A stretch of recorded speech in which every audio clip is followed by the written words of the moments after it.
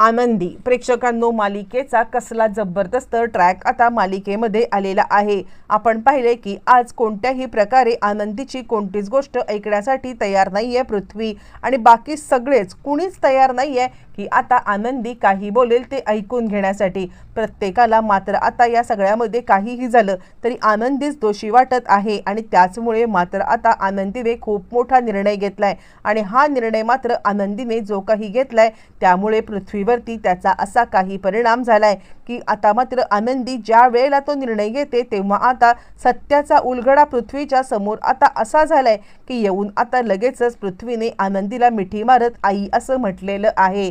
हो प्रेक्षकांनो, असं नक्की काय झालेलं आहे की ज्याच्यामुळे मात्र आता इकडे पृथ्वीने आनंदीचा आई म्हणून स्वीकार केलाय आणि एकाच झटक्यात तिला मिठी मारलेली आहे। प्रेक्षकांनो, मालिकेची ही समीकरण बदलत मालिका 360 डिग्रीमध्ये कशी टर्न आउट झालेली आहे सगळं सविस्तरपणे पाहू। इकडे आता युगंधर सांगत आहे ते म्हणजे आनंदीला काही झालं तरी सुद्धा मुलं या घरामध्ये राहणं आवश्यक आहे, कारण आत्ता कुठे त्यांचं आणि माझं नातं जरा सुरळीत होत होतं, पण जर का या अवस्थेमध्ये मुलांनी घर सोडलं मग मात्र हे कठीण जाणार आहे। आनंदी म्हणते बिलकुल नाही, कारण आता खरं सांगायचं तर आपण एक युक्ती करू शकतो, कारण या सगळ्यामध्ये पृथ्वीने नवीन बिझनेस चालू केलाय, अनेक नवीन ऑर्डरी त्यांनी घेतलेल्या आहेत आणि त्यासाठी त्याला इकडे राहणंच भाग पडणार आहे।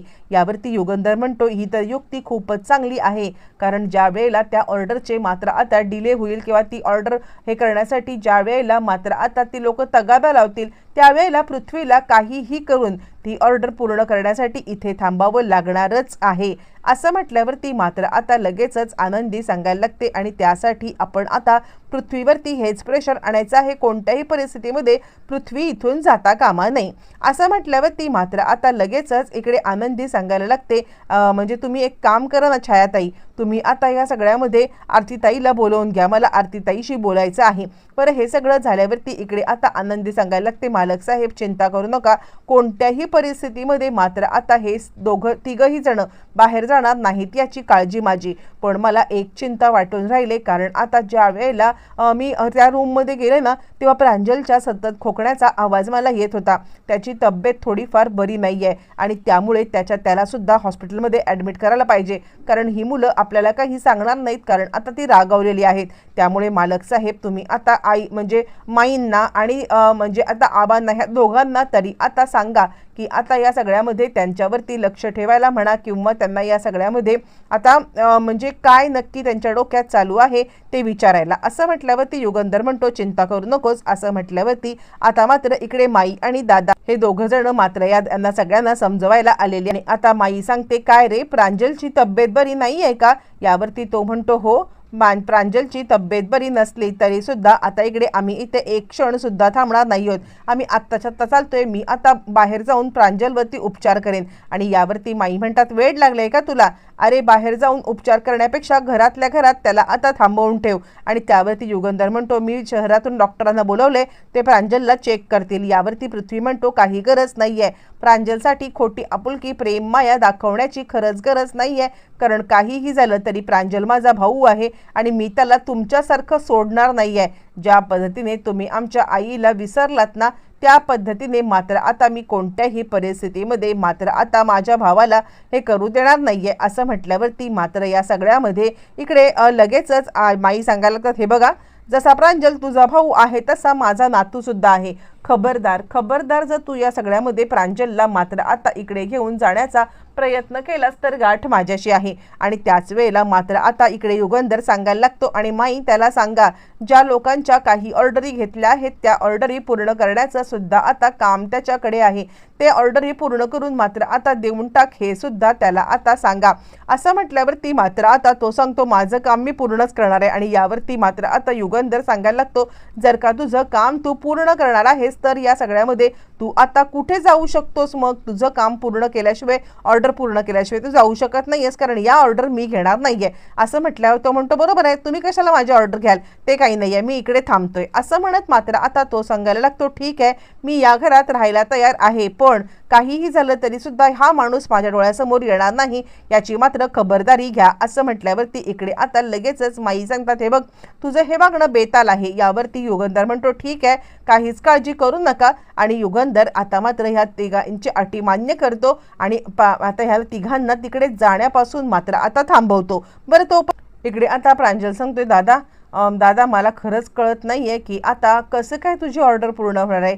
यावरती तो म्हणतो, चिंता करू नकोस, आपण काहीही करू आणि या ऑर्डर पूर्ण करू. यावरती प्रांजल आता म्हणतो, त्यांनी आता तुझ्यावरती हे प्रेशर टाकून तुला या सगळ्यामध्ये मात्र आता इकडे दाबून ठेवलेलं आहे, पण मला असं वाटते की आपण निघूया का इथून. यावरती तो म्हणतो, नाही, आपण असं करू शकत नाही आहोत. हे जरी आपल्या घरचे वाद असले ना तरी सुद्धा आपण लोकांना कमिटमेंट दिलेली आहे. लोकांना आपण आता या सगळ्यामध्ये सांगितलेलं आहे की काहीही करून आम्ही तुमच्या ऑर्डर आता पूर्ण करून देणार आहोत आणि त्यामुळे या ऑर्डर पूर्ण करायला पाहिजेत. मला आता चिंता फक्त इतकीच आहे की या सगळ्यामध्ये मला आता आरती मदत करेल का. आरती मला खरंच मदत करेल, कारण खरं सांगायचं तर या ऑर्डर मी आरतीशिवाय खरंच पूर्ण करू शकत नाहीये. असं म्हटल्यावरती मात्र आता या सगळ्यामध्ये लगेचच सांगायला लागतोय तो म्हणजे इकडे तो की आरतीसोबत तू बोलून तरी घे, तू आरतीसोबत बोल आणि या सगळ्यामध्ये आरती आता काय सांगते हे सुद्धा बघून घे. असं म्हटल्यावरती तो म्हणतो, नाही, मला नाही वाटत की आरती या सगळ्यामध्ये आपलं म्हणणं ऐकेल. का ऐकेल ती, कारण आता काही झालं तरी ती आनंदीची बहीण आहे. असं म्हटल्यावरती प्रांजल आता म्हणायला लागतो, मुद्दामच त्यांनी हे सगळं केलेलं आहे. तितक्यात मिताली तिकडे येते आणि दादा तू चिंता करू नकोस, आरतीने मदत केली नाही तर आता बाकी स्टाफ आपला आहे की त्या स्टाफची मदत आपण घेऊया. यावरती मात्र आता इकडे पृथ्वी सांगायला लागतो, नाही, इतकं सोपं वाटतंय तितकं काम नाहीये, आरतीशिवाय हे सगळं कुणी करूच शकत नाहीये. फायनली मात्र आता मिताली म्हणते, आरतीशी एकदा बोलून घेऊ. हे सगळेजण आरतीसोबत बोलण्यासाठी गेलेले आहेत. ज्या वेळेला ते आरतीसोबत बोलण्यासाठी पृथ्वी आलाय आणि त्यावरती आरती म्हणते, तुला काय वाटते, मी आता तुझी मदत करेन असं तुला वाटलंच कसं. असं म्हटल्यावरती मात्र आता तो सांगायला लागतो, का माझी मदत करणार नाहीयेस. आणि त्यावरती मात्र आता लगेचच सांगायला लागते ती म्हणजे आरती, का तू माझ्या बहिणीवरती विश्वास नाही ठेवलास. अरे ती चिठ्ठी माझ्या हाताने मी स्वतः लिहिलेली आहे आणि असं असताना सुद्धा आता तू तिच्यावरती विश्वास नाही ठेवलास. यावरती तो म्हणतो, कसली चिठ्ठी, काय चिठ्ठी, तू कोणत्या चिठ्ठीबद्दल बोलत आहेस, मला कसं कळणार. यावरती ती आणि त्यानंतर मात्र आता ती सांगायला लागते, का तुझा कोणावरतीच विश्वास नाहीये ना. म्हणजे आता खरं तर या सगळ्यामध्ये तुझ्या पाठीशी खंबीरपणे उभी राहिली ती म्हणजे आनंदी, आणि आनंदीने तुला या बिझनेसमध्ये एंटर करण्यासाठी मालक साहेबांना मनवलं. मुळातच हे सगळं तू विसरल्यास आणि मी स्वतः चिठ्ठी लिहिली होती. ज्या वेळेला मालक साहेब हे आता पुरस्कार स्वीकारायला चालले नव्हते ना त्यावेळेला आनंदी मात्र आता म्हणाली की काहीही झालं तरी आता सत्य जोपर्यंत मी इकडे समोर आणत नाहीये तोपर्यंत मी गप्प बसणार नाहीये. म्हणून सत्य आणण्यासाठी तिने आता प्रयत्न केले आणि तू तिच्याच बाबतीत हे सगळं केलंस. यावरती तो म्हणतो, चिठ्ठी, अगं पण ती चिठ्ठी मला भेटलीच नाही ना. मला जी चिठ्ठी भेटली होती त्या चिठ्ठीमध्ये मात्र आता फक्त सांगण्यात आलं होतं की या सगळ्यामध्ये काहीही झालं तरी सुद्धा मात्र आता इकडे फक्त आणि फक्त त्या चिठ्ठीमध्ये लिहिलं होतं की मी एक नोकर आहे असं तसं. यावरती ती म्हणते, मला नाही माहिती ते सगळं कुणी केलंय ते, पण मला माझ्या आनंदीवरती विश्वास आहे. काहीही झालं तरी ती कधीच खोटं बोलणार नाहीये. एक वेळ माझ्याकडून चूक होईल पण आनंदीकडून नाहीये, आणि हे सगळं तुला मान्य नसेल ना मी तुझ्यासोबत काम करणार नाहीये. पृथ्वीचे डोळे उघडलेले आहेत आणि या सगळ्यामध्ये मात्र आता आनंदी तिकडे आणि आनंदी सांगायला लागते, आरतीताई गप्प बस, काय चाललंय तुझं, तू पृथ्वी सरांची मदत करणार आहेस. आपलं नातं वेगळ्या बाजूला आणि तुझं प्रोफेशनल हे जे काही आहे ते मात्र वेगळ्या बाजूला. तुला काही झालं तरी सुद्धा या सगळ्यामध्ये कोणत्याही परिस्थितीमध्ये मात्र आता हे काम करावंच लागणार आहे. असं म्हटल्यावरती मात्र आता ती सांगते, आणि पृथ्वी सर काहीही झालं तरी सुद्धा तुम्ही या सगळ्यामध्ये मात्र आता म्हणजे मी त्या घरात राहणार नाहीये, फक्त तुम्ही एक काम करा, मालक साहेबांना अंतर देऊ. असं म्हणत आनंदी घरी आल्यावरती आनंदी मात्र आपली बॅग वगैरे पॅक करते आणि आता जायला निघाले. पण त्याच वेळेला मात्र आता इकडे आरतीने सांगितलेल्या सगळ्या गोष्टी लक्षात आल्यावरती मात्र आता इकडे पृथ्वीला आपली चुकी समजलेली आहे. पृथ्वीला समजलेलं आहे की या सगळ्यामध्ये मात्र आता आनंदी कितीही काही झालं तरी सुद्धा खोटं बोलत नाहीये आणि तरी सुद्धा आपल्या बिझनेससाठी बिचारी प्रयत्न करते.